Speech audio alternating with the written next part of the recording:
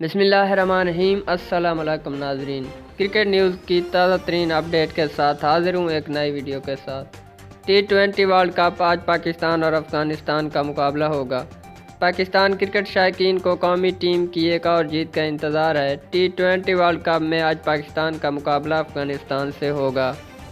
پاکستان اور افغانستان کے درمیان میچ دبئی کرکٹ اسٹیڈیم میں کھیلا جائے گا، جو کہ پاکستانی وقت کے مطابق رات 7 بجے شروع ہوگا۔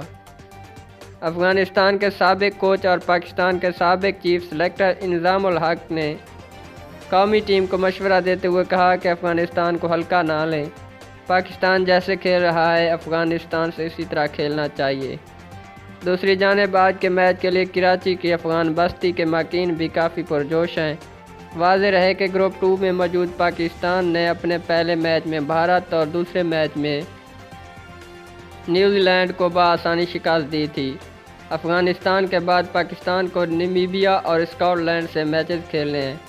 دوستو، اگر آپ کو ہماری ویڈیو اچھی لگے تو ہمارے چینل کو سبسکرائب کر کے ساتھ میں لگے بیل آئیکن کو پریس کر دیں۔